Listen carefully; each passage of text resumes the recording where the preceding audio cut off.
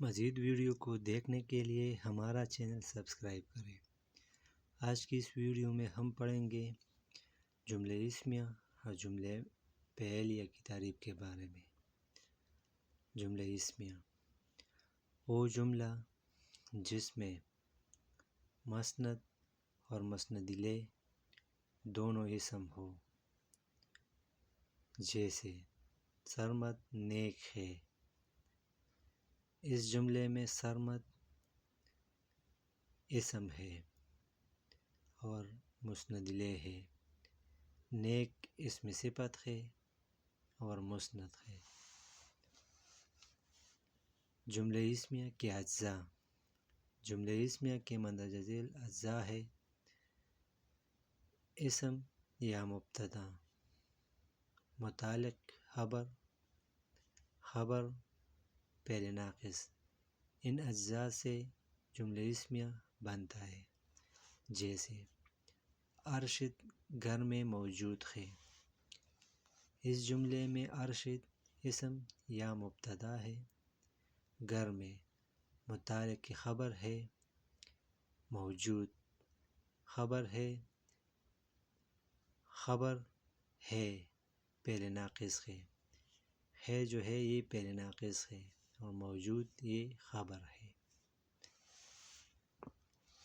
جملہ فعلیہ وہ جملہ جس میں مسند فعل ہو اور مسند الیہ اسم ہو، جیسے فہد نے کتاب پڑھی۔ اس جملے میں فہد مسند الیہ ہے اور اسم ہے، جبکہ پڑھا مسند ہے اور فعل ہے۔ جملہ فعلیہ کے اجزاء۔ جملہ فعلیہ کے مندرجہ ذیل اجزاء ہے: فعل، فاعل، مفعول، متعلق فعل۔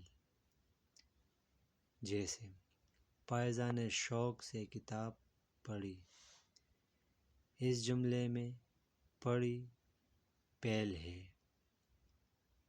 فائزہ فاعل ہے، شوق سے یہ متعلق فعل ہے اور کتاب یہ مفعول ہے۔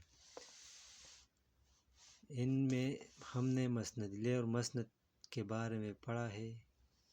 آئیے اب ہم ان کے بارے میں بتا دیتے ہیں کہ مسند الیہ اور مسند کسے کہتے ہیں۔ مسند اور مسند الیہ کی تعریف۔ مسند ایسا فعل یا اسم جو کسی چیز کو دوسرے کے لیے ثابت کرے، جیسے آمنہ آئی۔ اس میں آنے کو آمنہ کے لیے ثابت کیا گیا ہے، اس لیے آئی مسند ہے۔ مسند الیہ جس کے لیے کوئی خبر یا بات ثابت کی جائے، جیسے فہد رو پڑا۔ اس جملے میں فہد کے لیے رو پڑنا ثابت ہوا، اس لیے فہد مسند الیہ ہوگا۔